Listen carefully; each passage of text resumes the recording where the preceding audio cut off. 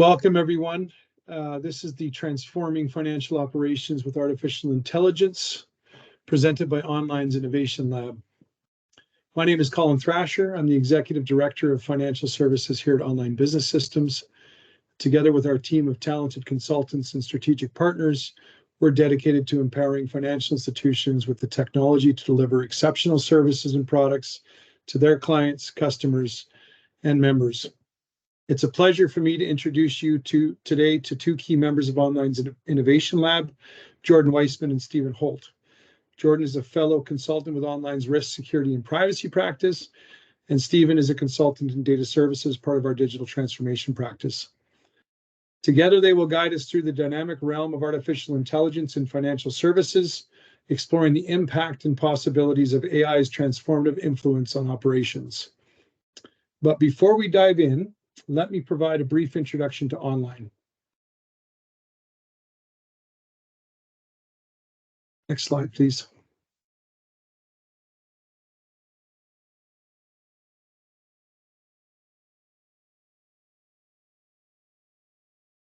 Jamie, do you have the presentation? Can you click to the next slide? Yes, it's there. I can try again.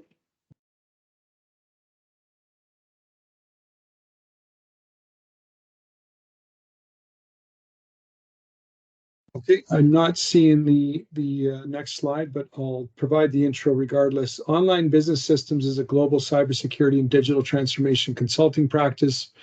We are uniting over 400 professionals across the US, Canada, and EMEA. For 37 years, in collaboration with our client partners, we've delivered value-based solutions to successfully navigate the intersection of technology and business impact. Let's jump to the agenda slide, please.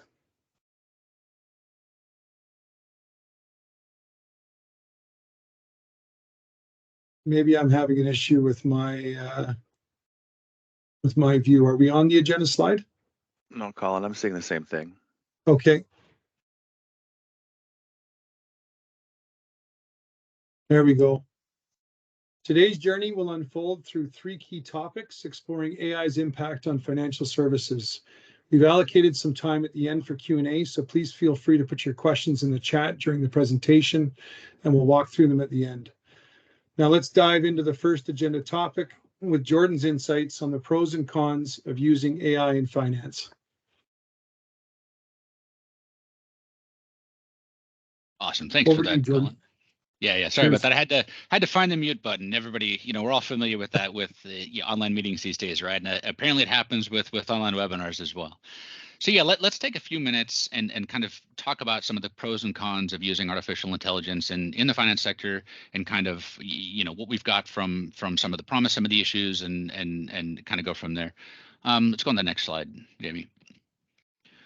One of the things I want to start with is we've talked about this before. I've given a few presentations on this. These slides are from, you may have seen these before in other venues, but I just kind of want to drive the point home that artificial intelligence is not a new thing. It's not just a fad. Most folks in finance, probably second only to, or maybe only, competing with healthcare, have been using AI for a long time for financial modeling and statistical modeling and all that kind of stuff.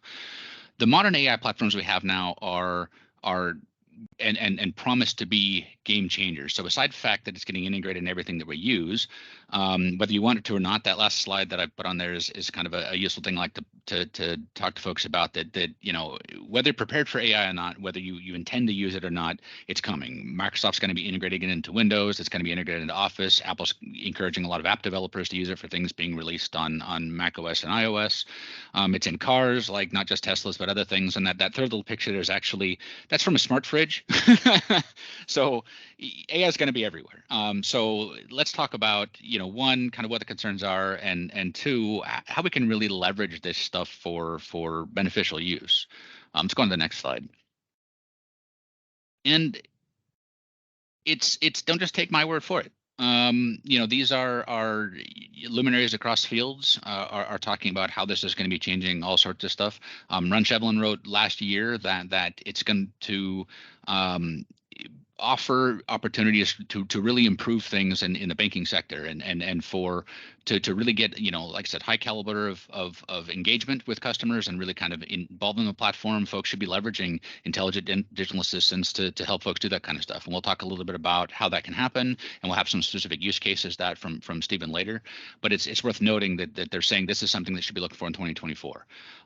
Jim Burson from Cornerstone was also talking about how the focus on transformation in 2024 should be on humanizing digital experience. And a really important thing from from that report is that personal interactions still matter. And I want to call specific attention to that, because what we're talking about here is not using AI or bots to replace people or encouraging, financial institutions to adopt the same kind of things that led to the $1 auto sales, as you guys may or may not have seen in the news recently. We're talking about using these things to really augment your workforce, improve operations and workflow, and really kind of help bring an even more personal connection and personal advantage to your interactions with your customers, whether they be business partners and other customers on that side, or whether it's on the consumer side of things and you're talking about more on the retail side of stuff. So either way, there's the potential for lots of improvements here.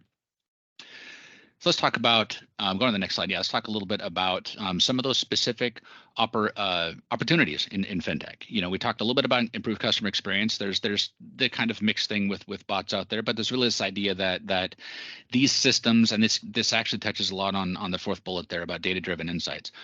A lot of us have used AI for a long time because of its ability to help solve the big data problem, right? These are systems that can do a lot. They can do faster data analysis. They can do provide insights on kind of what the data that we're feeding into it. And the advantage here from a customer experience perspective, especially where these systems might be coaches for the folks that are interacting with you, is as you're talking with somebody, let's say a customer calls on the phone or a partner calls on the phone, and you've got one of these systems integrated into your call platform, it can say, hey, this is the phone number who called, this is the individual called, here's what we know about them, here's what they called about last time, here's what they're interested in last time, here's what they're saying now and what they might be interested in now. They can provide that kind of whispered voice in your ear to help keep you or help improve your attention to the context while you're talking with the individual, to help kind of that establish that better rapport and that kind of help you remind you of the kind of things that are really important for engaging with that individual customer.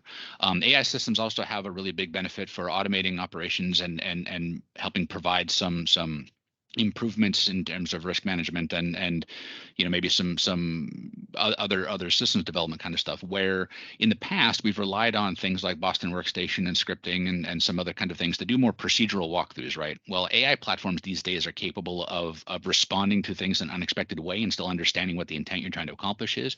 So you have the ability to offload some of those automations, those menial tasks, in a way that are more dynamic, more flexible, and more responsive to things that are happening as they're in fact happening. All of these things are fantastic. The regulatory compliance thing is worth talking about for just a sec, in that some of the GRC vendors out there and some of the GRC service providers out there, including some partners of ours like 6clicks, for example, has worked on developing some AI engines that do what, as an auditor, is one of the hats that I wear. One of the holy grails they offer to me is the ability to analyze authority documents. So we can feed them new standards and we can feed them our policies and procedures, and the AI system can determine if we're already compliant or not and what we need to do to get there, or how close we are to meeting the needs of the things. And it's just a beautiful thing to have somebody be able to do, or have a system be able to do some of that analysis that we as individuals, I don't have to do, and I don't have to have the members of my team do as we're going through an assessment. So those are kind of valuable things, right? So let's go on and talk about the next slide, which with a little bit of the challenges here. So with all that promise, there's a lot of really good things that can come out of AI. There's also some challenges and some reasonable concerns. So data privacy and security, of course, is top of everybody's mind. We're going to be feeding a lot of data into these systems. Can they handle it well? Can they do it securely? Are we going to expose things unnecessarily? As there's been a lot of press about, can you extract data from trained models like ChatGPT, for example? There's a lot of folks out there saying, hey, here's what I was able to get the system to reproduce and kind of spit out for me, data that was trained with it we didn't necessarily want to be public. There are issues right now. I mean, the regulators are kind of are interestingly moving forward at pace with the technology platforms these days, and so there's going to be a rapidly changing landscape of rules to follow, just like there is with privacy. And so it's it's going to be hard to keep up on all that kind of stuff. How well does this work with existing systems that we have? Do our people know how to use these environments? Do we have people that need to be experts in supporting these environments? And there's a real danger of over-reliance.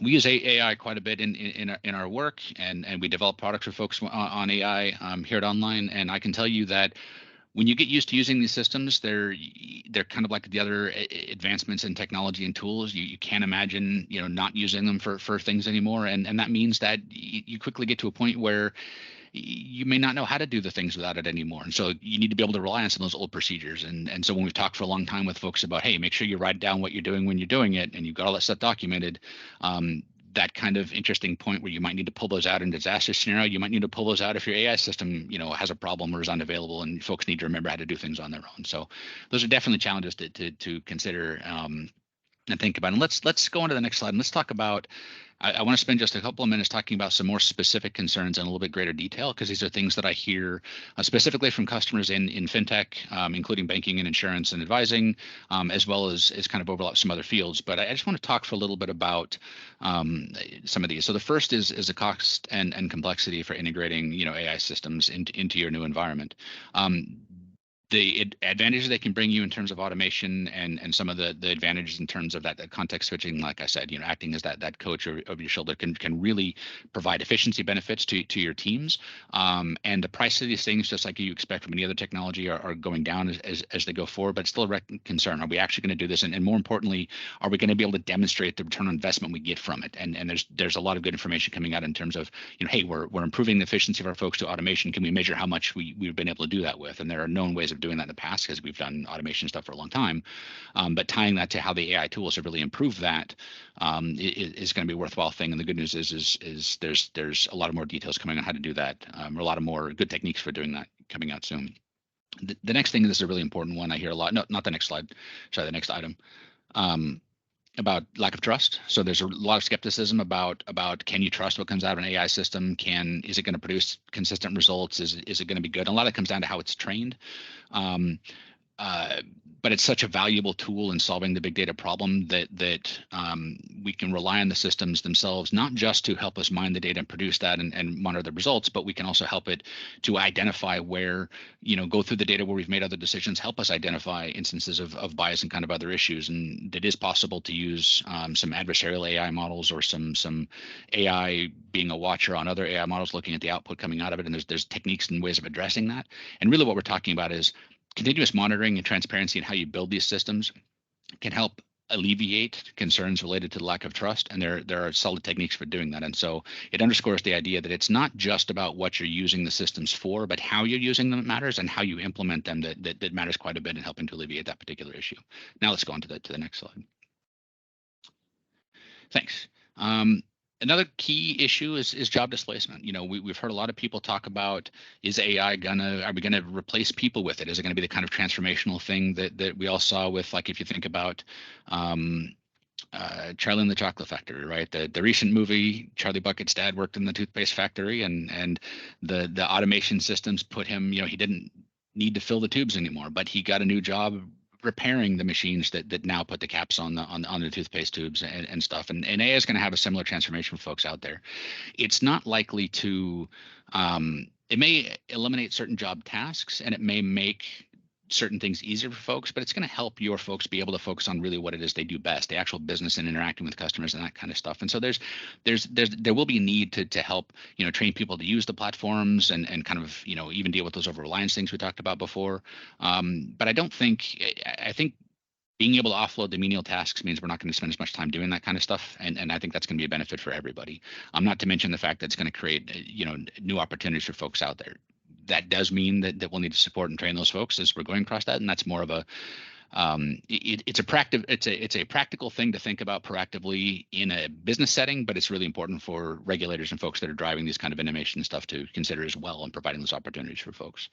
And finally, there's been a lot of talk about bias and ethical issues with these systems, and some of that comes down to because we rely on these systems to solve, again, that big data problem and to rapidly perform analysis on our behalf. And I said, we can put in some mechanisms to monitor those systems to avoid bias and stuff, but these systems, just like with people, are only as good as the data that they're fed. And so if your existing data sets have inherent bias that you're unaware of and haven't been controlling for a while, and you feed all that into these systems, they're going to inherit that same bias. If you're buying the systems from a third party that doesn't have good solid controls for dealing with inherent or implicit bias within their data sets, they're going to kind of magnify that problem as these things, as we're trying to use these things to work faster and gain some of those efficiencies. The good news there is that these aren't new issues. These aren't new issues, especially in finance. As we've all known for a long time, and regulators have been pushing us about this for a long time to avoid the things that lead to unintended discrimination and implicit bias and stuff in our operations. And so a lot of those same controls we apply with our people, teams, and processes now can be applied to those same processes when they're augmented or enhanced through the use of AI.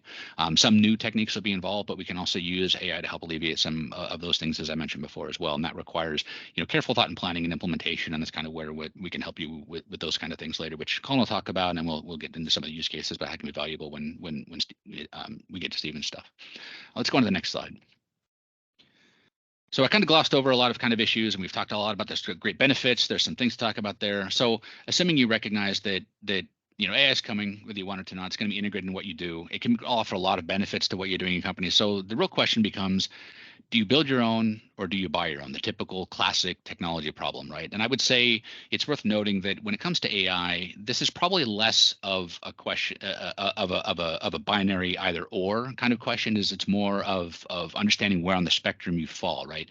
So in banking, a lot of core systems for transactional speed and reliability purposes are based on old school mainframes. Well, if you're going to replace that with a new system, it's the same kind of question: you build or buy, right? Well, just like an AI system, they're so complicated and so resource intensive that building your own is effectively like telling somebody, hey, let's go build a new mainframe of our own or something, right? So it's probably not the approach most places are going to take, because it's not really cost effective to do, but there is a varying degree on how far down that role of building the entire thing yourself you get versus buying something off the shelf or provided by a third party that you have to customize and implement. So let's talk a little bit about kind of the two ends of that spectrum, kind of the benefits and the pros and the cons of the building your own, closer to the building your own end of the spectrum versus the other side. Now, let's go on to the next slide, please.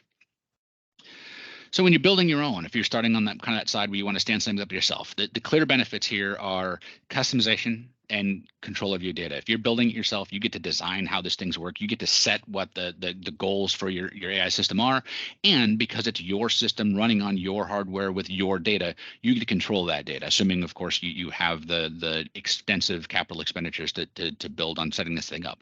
Those can also help you with regulatory compliance, because it's easier for you if you built the system to describe at least how the system operates. If not, there are real problems with certain types of AI systems, like those built on neural networks, for example, about whether you can fully describe how the processes came to the conclusions or generate the output that they did, but you can at least describe how the system is built and trained and the controls you put in place there to meet those needs. And that's probably easier with something that you built yourself. If you build something that's really, really useful for you, that means it's probably going to be useful for others, and you can create a marketable platform from it, which means you've got some intellectual property that you can use and resell coming into a system that you built yourself. And so those are all good pros for doing it that way. But let's talk a little bit about the cons of going on your own. Takes resource. Building your own, as I mentioned before, these systems are incredibly complex, and they take a lot of really strong processing power, storage, all the classic problems of trying to build your own cloud services provider, maybe even magnified, 1 to 10-fold in terms of what that requires from resource and perspective. There's a really good reason why the super large language models that people have been using these days, or people are familiar with, like ChatGPT, for example, which is a really large language model, are so big that it'd be difficult for most organizations to do that on their own. So it's worth considering what that would cost. Could you even have the capability or the funds and equipment to do it yourself? Building it yourself is really, really time consuming and requires human resources that have the skills needed to actually put these things together. It's a even super specialized form of than computer science domain and information science domain than typical stuff. So it's difficult to find. Everybody's had a problem finding qualified data scientists for a while because there are only so many of them available, and we kind of solved that problem. It's even worse with AI stuff now. the bias and fairness risks, one of the problems with doing it yourself is while you can leverage your own controls that you may already have to avoid introducing unnecessary bias into your environment, you might lack the third-party independent perspective that you'd get on that from another party. So any inherent bias that you already have, you may be unable to see or unable to avoid including into your system. And so that can be kind of that, you create that blind spot that can be an issue. And then of course, once you create these things, you've got to maintain them over time. So that means updates, it means retraining models, it means monitoring quality output and all the kind of stuff that you could offload from somebody else. So it's if you build it, you've got to maintain it, you've got to run it over time because it's all yours. And so those are reasonable concerns about going in entirely on your own. So let's talk about the pros of kind of the pros, of the other side of that spectrum. Go on to the next slide. So the pros of training someone else's. So buying AI off the shelf, using a service provider out there like OpenAI's products or Google's products or someone else. These typically extra resource. Somebody else is managing all that for you. They've built the system. You don't maybe need as many people to run it. You need some people, depending on how complex and how tightly you're going to integrate this in your environment. You might need some folks that have some of those skills, but it's a lot more, just like any other cloud service you're going to buy. It's going to be more turnkey and a little bit more, off the shelf. Faster time to market. You can get these things stand up and running pretty quickly. Depending on your use cases, that coaching thing I talked about before is going to require some integration with your existing either customer management systems or client management systems or portfolio management systems. But if all you really needed is to help you, maybe you're going to use the system to help author messages or proofread things for you. That you can do. With almost off-the-shelf, built-in tools, right? Like Copilot's going to be built in Office, will be able to do a lot of that for you. Third parties offer expert support. They're going to be able to answer your questions. They're going to be help you get through those integration things. They're going to be able to describe how the system works. Maybe they can help with some of the regulatory stuff, but then you're relying on a third party for that. But that's one benefit of having that kind of partner that can do this kind of things for you.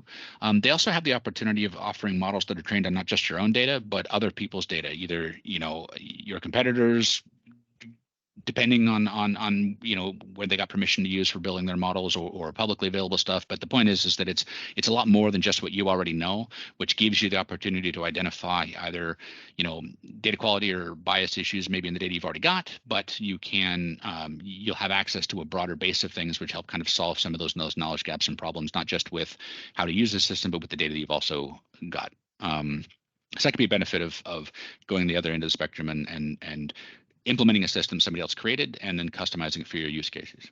And let's go on to the next slide.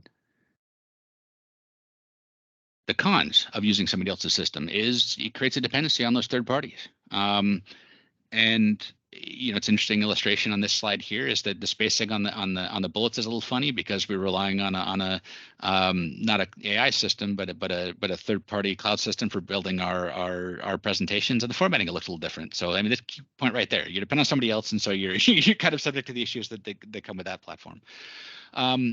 There can be compliance issues with using a third-party thing, and this is interesting not just in implementation and explainability in terms of can you show that you've avoided the kind of bias and discrimination that you need to in dealing with consumers in the financial markets, but maybe also geographic regulatory differences.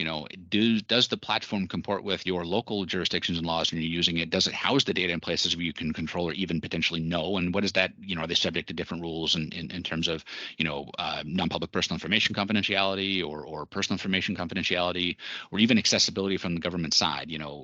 As we all know in healthcare, the ability to conduct transactions anonymously is a almost, I wouldn't call it a right, but it's a fundamental key thing that most financial consumers expect to have and need. And is that something you can continue to support when you're using someone else's AI system? I think that's a key concern to consider.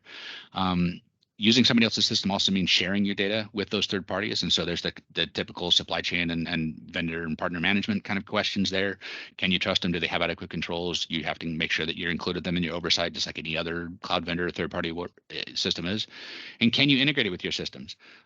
Everybody in banking and finance both know that integrating third party systems with core systems can be problematic. Integrating it with trading systems can be problematic. Integrating it with other in-house information systems can be problematic, and sometimes it gets to the point where it's barely possible at all. And that's definitely a concern when you're using a third-party system, is how does that interface with others? Does it support standard interfacing? Is it something that we can even that's even a real possibility, or we're going to wind up with creating some of the fun kludgy data connections that we all have to rely on for esoteric systems. And when we're talking about a system designed to improve our speed and efficiency, is it even scalable? Is that really going to work? I mean, that's a definite concern when you're using a third-party system. So let's go on to my last slide. And just to kind of draw a kind of underscore that idea that it's really a spectrum here, is it's not just a spectrum between two extremes. It's a two-dimensional spectrum. You know, maybe everybody's looked at the Gartner quadrants and that kind of stuff, but you really have to talk about, it's not just about the cost and complexity of using the system and what that's going to mean operationally from a business perspective or from a CapEx perspective in terms of acquisition, but what's it going to take? Do we have data that can actually be consumed by these systems and use it well? How mature are we in those processes, and what is it going to take to get there? And it's just worth noting that it's how deep you want to go down that particular price is as you're relying on third-party systems, like the top of the list there with ChatGPT and simple AI stuff, maybe that's pre-built. In order to use those systems, those lower cost systems effectively, your data needs to be ready to work with them, or you have a lot more work to do on getting them to that point. And that's true all the way down to systems that you either fine-tune that you bought off the shelf, or that you've relied on kind of feedback from your individuals in training to improve the accessibility of those systems. It's not just about the time and resourcing to do it. It's about the time and resourcing to get prepared to do it, just like any other major system IT thing could be. So I think I've rambled enough talking through the pros and cons. Let's go on and talk about to have Stephen talk about some specific use cases relevant to the finance folks about applying AI practically. Stephen. Thanks, Jordan. Absolutely. Okay, so now that we've looked at kind of the pros and cons of whether you're going to build or buy, decisions you're going to make before you get using one of these AI or LLM tools, now let's look at some role-specific use cases and kind of analyze how that role or that task within that role is going to change. So we'll jump to the first slide of my presentation here. And so I picked a handful of positions to look at, two that are more traditionally back office, being risk managers and regulatory specialists, as well as two that are more customer-facing front office, so investment advisors and financial analysts, just to show that it doesn't matter whether it's front office, customer-facing, back office, regulatory, risk compliance. There are ways that these tools can be used to affect most people's jobs. And so now that we've picked the group we're going to look at, now let's try and ideate and pick what could the AI do to help these people do their work. So if we go to the next slide, we'll see a few ways that AI could be used to help these people do their work. Obviously, there's a lot. There's 100 options here across the four of them. So there are so many different ways that we can use these tools today to start augmenting the employees we have to do more, to do it faster, to do it differently, and to utilize some of the power that these things have to augment our staff, to make them better at their jobs, and like Jordan said, to give them time to focus on the things that they bring value to in that position, rather than some of the more monotonous tasks that don't really necessarily provide value. So obviously this is too many to look at in the time we have today. So if we jump to the next slide, we're going to cherry pick a few from each just so we can focus in. But obviously you can look back and look at either one of these and think for yourself, how would this task, or if I am in this position myself, how would me doing this change based on these tools? So let's jump into risk managers first. Next slide, please. So for risk managers, we're going to 4 different tasks: policy and compliance documentation, risk communication, stress test scenario drafting, and employee training on risk awareness. And we're going to see how each one of these is done today. And we're going to look at how it could be done or will be done using AI and LLM tools. So next slide, please. So for the policy and compliance documentation, before AI, right now it's manually drafting and updating risk management policies. Compliance documents, it was a detailed and time-consuming process, right? It requires extensive knowledge of both legal and regulatory changes, as well as your own internal organization's legal and regulatory documentation and standards.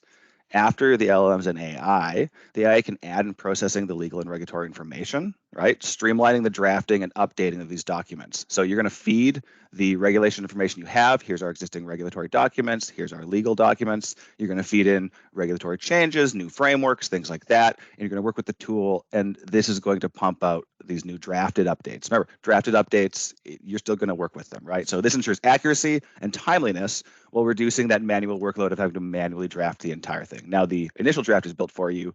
You can work through it with your expertise to modify it, update it, or enhance it in any way you see fit. Jump to the next one. So Risk communication. So creating risk communication materials right now, it's challenging. It requires a balance between technical accuracy and clarity for the stakeholders because they're not specialized in risk management.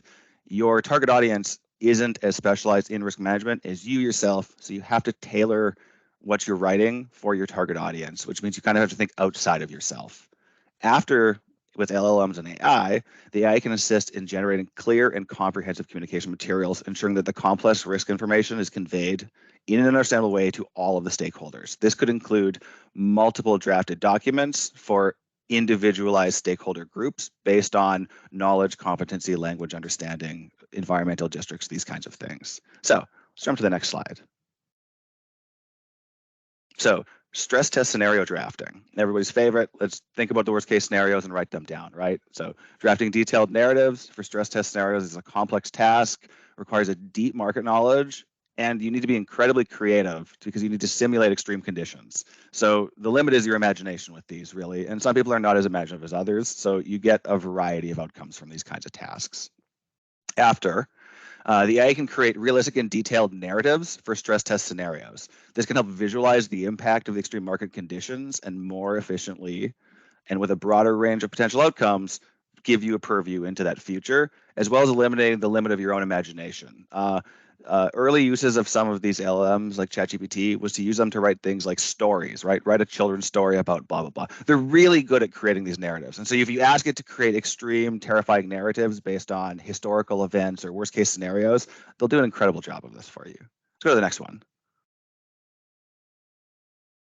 Okay, and employee training on risk awareness. So developing training materials right now is resource intensive.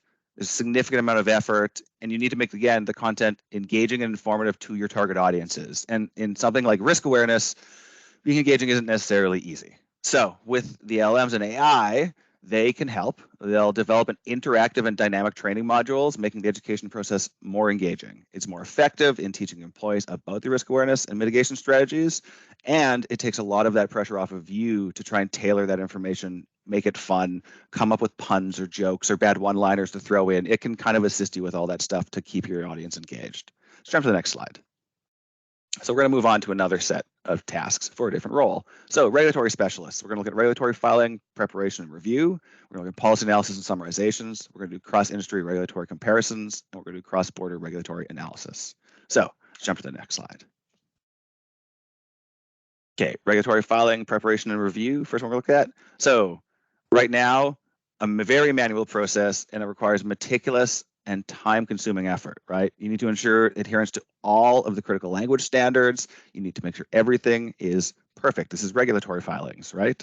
The AI can stream this a lot. It can streamline the preparation and review of the regulatory filings, right? It can help prepare it as well as help you review it if you've done it yourself. And it can ensure that you've met all the necessary criteria effectively and reduces the likelihood of human error, right? Especially when it comes to just language differences or specific ways that things are described in a regulation that it has to be mirrored exactly in your filings. It's going to be able to help you with these kinds of things. Let's jump to the next one. Policy analysis and summarization. Okay, so right now, analyzing, summarizing new regulations requires extensive reading, right, and interpretation. It often takes significant time to understand and communicate their implications for the business. You need to read through it. You need to read your existing documentation. You need to compare and contrast to come up with the differences or where implications or changes might exist. And then you need to communicate this to everybody. It's a huge amount of work. After, the AI can provide quick and accurate summaries of the new regulations and their business implications. This will significantly speed up the process for you and ensure that the key points are not overlooked, right? As well as help you communicate this. So next slide. So cross-industry regulatory comparisons. Like before, manual analysis effort. You have multiple frameworks across different industries. There is a huge amount of complexity, and it's a resource-intensive task requiring extensive research. Researching cross-industry regulations is incredibly hard in any industry. The AI can efficiently analyze and compare regulatory frameworks. It'll identify best practices and innovative compliance strategies across the industries, so you can more readily and rapidly comprehend these things. Let's go to the next slide. Okay, so cross-border regulatory analysis. So drafting detailed reports on the implications of cross-border regulatory differences is challenging, involves intricate knowledge of multiple regulatory environments and their impacts on multinational operations. This could be predominantly done also in legal frameworks as well, right? So there's a lot of bureaucracy involved with these. The AI assists in drafting these reports with a broader and more detailed perspective, right? Providing in-depth analysis for cross-border regulatory differences and their implications across the organization more efficiently than trying to do this manually. Again, it's that time savings of the manual effort. Let's turn to the next one. So now we're going to look at some front office customer facing roles, right? We're going to look at investment advisor. So we're going to look at market research summarizations. We're going to talk about lifestyle impact analysis, client personality profiling, and then client lifecycle event analysis. So we'll jump to the first one. So for market research summarizations, before AIs right now, you're manually sifting through and summarizing vast amounts of market research. There's news articles, there's various industry reports coming out. It's all time consuming. You need to read it all, you need to compose it all, and you need to go through it without having information overload. Sometimes when you've read so many of these things, you're just conflating things. Your OneNote sheet is so full of notes, you can't keep track of what you're keeping things anymore. It's very hard. So the AI can assist by quickly and efficiently summarizing these documents. It allows the advisor to stay informed with less effort and more focus on the most relevant information. By focusing and asking say an LLM to give you the most important points, you can kind of remove some of the chaff in your articles or some of the less important details, which helps you focus on what's important to your business. Let's go to the next one. So lifestyle impact analysis. This is manually analyzing how different investment strategies align with a client's lifestyle goals. It requires in-depth decisions and discussions with the client, and there's a lot of interpretive work by the advisor to try and presume or assume how the application or implementation of certain lifestyle impacts could apply. So the AI can draft reports analyzing lifestyle goals in relation to investment strategies, which you can provide it about the specific client. This provides more nuanced insight and requires you to do less manual effort of trying to compete with the balance of looking at what they're asking about, looking at what they're currently doing, and trying to find the match between the two to describe it to them. Let's go to the next one. So client personality profiling. So before it's understanding a client's risk tolerance and investment preferences requires an in-depth, often subjective assessment based on conversations and questionnaires. So we talked about bias earlier on. Jordan was speaking about bias and how people have bias. These tools have bias, but sometimes you can use the fact that they have bias. In this case, you're looking at leaning on the bias of the AI tool as opposed to your own bias. And you can then compare and contrast between those two to see if it aligns with what you think, it thinks differently, and then you can wrap that in and look at what you're going to do. So with the LLMs, the AI can analyze the client communications and data to draft personalized investment strategies that more accurately reflect their risk tolerance and their investment preferences. And also based on communication preferences as well. If they prefer that you send them long, detailed, formal emails, it can do that for you. If they prefer friendly, casual, less formal communication, it can know that and help you tailor that as well. Let's go to the next one. So client lifecycle event analysis. So analyzing how major life events affect a client's investment strategy is manual, and it's basically just a speculative process, right? It's like most dev tests, it's guess and check, but you don't get to check, so it's just the guess half. With the LLMs, the AI tool can draft a more comprehensive analysis of the life events, like retirement or marriage, and it can offer tailored advice on how these events impact your investment strategy or your client's investment strategy specifically. Let's go to the next one. We're on to the next role. So financial analysts, they are going to look at, again, we're going to look at research assistants, automated peer comparison, we're talking about scenario planning, and then everybody's favorite ESG, environmental social governance analysis. So let's go to the next slide. So for research assistants, before researching involved manually sifting through every financial document, research paper, market analysis, website, blog, Twitter, opinion, or X opinion piece, whatever you had to look at to get the research done. It's slow, it's labor intensive, it's time consuming, and like many things, you have that information overload potential as well. With the LLMs and AI, the tools can summarize key information from these documents quickly and effectively, allowing the analysts to assess essential insights without the need for exhaustive reading. So it's going to save you the time, it's going to save the potential for information overload, and it's going to help you focus on the most important information you're getting access to, rather than just looking at every piece of information you have access to. Let's go to the next one. So automated peer comparison, like many comparative analyses, they're manually conducted. It requires extensive data gathering analysis, and it's, again, time consuming, and it's prone to your own internal biases because you're looking at yourself versus your peers. We tend to think of ourselves better, favor ourselves when we look at things. We're leaning on our bias. We're going to try and get out of that, right? So with the AI, it automates the majority of this process. It can quickly generate comparative analyses with comprehensive benchmarks, reducing time and increasing objectivity, right? It's going to provide its own bias. Again, you can look at it. You may not agree with it, but it's something to think about. And this is always you in the loop. If you've noticed, every one of the examples we've gone through, it's assisting, it's providing augmentation to, it's drafting. It's not doing it. And this is when it says that AI automates the majority of this process. The majority of it is still just the draft. You still need to do it yourself. So go to the next one. So scenario planning. Scenario planning is heavily relying on the analyst's experience and intuition. It's often based on limited data sets and manual calculations. So with the AI, the model offers a detailed financial scenario based on a wide range of data, including global economic conditions and market events, providing more accurate and diverse outcomes. Go to the next one. Okay, and last one we're going to talk about here is ESG. So before LLMs, ESG analysis is often a supplementary task due to its complexity and the vast amount of data involved. This potentially leads to less frequent analysis or even just superficial analysis. It is a newer area. There's less people with expertise in it. People are less comfortable doing this. They're not necessarily sure how to approach this. And so it may get done poorly, less frequently, or not at all. After, the AI can efficiently generate detailed ESG reports, making it easier to incorporate socially responsible considerations into your investment decisions by analyzing large data sets as well as current trends. This could be market data, this could be current news, this could be events, this could be customer sentiment analysis based on people talking on social media. There's all kinds of ways this could be looked at. The important thing is that it can help you effectively generate these ESGs more frequently, and so you do them more often. So we're going to the next slide, and we're going to look at a kind of trends you're going to have noticed in what we've talked about, as well as if you look back at the original list, here's that auto formatting again, trends in those as well. So there's kind of 6 trends you're going to notice in everything I talked about here. And if you go back to the original list of all 100 of what are you getting out of this? So efficiency and time savings, number 1. 2, improved accuracy and consistency, right? Removing some of that internal bias or human error.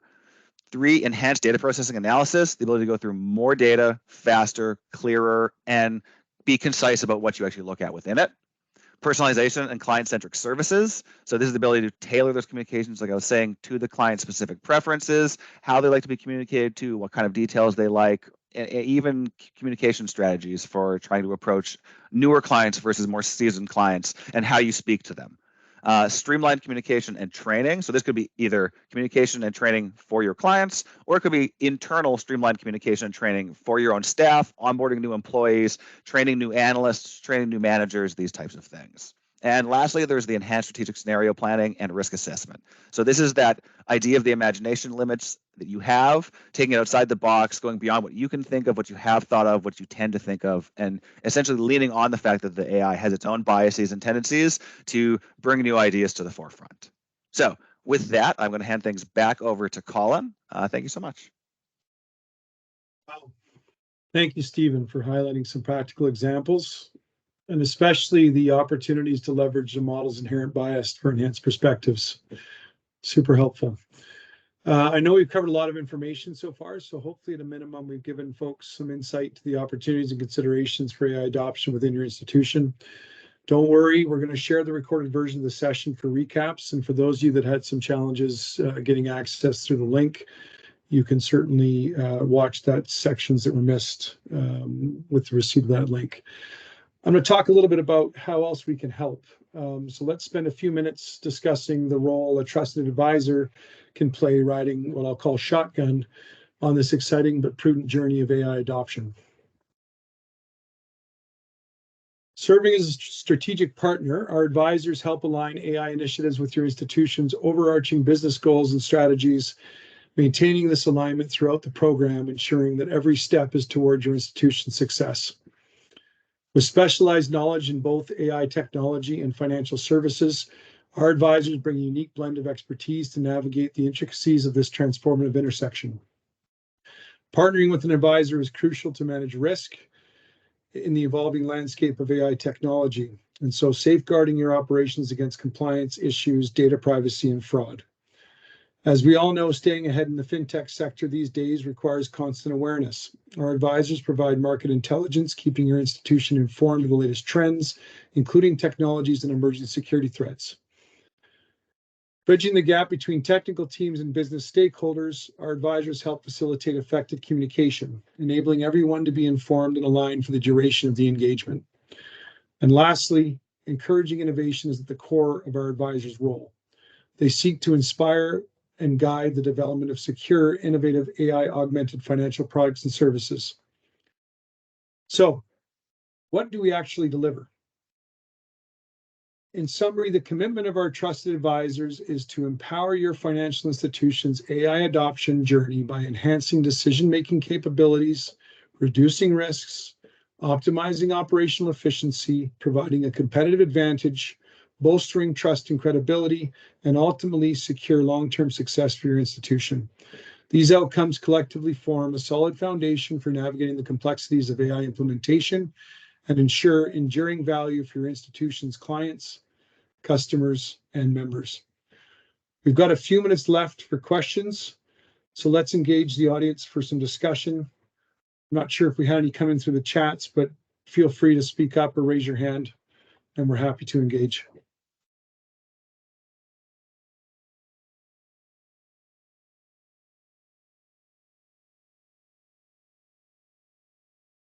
I know, Colin, like you said, some folks had some technical difficulties before, so if we don't have any questions today, we can definitely follow up with folks. Feel free to reach out at any time with questions, and we're more than willing to jump on a call and answer a few of those things for you.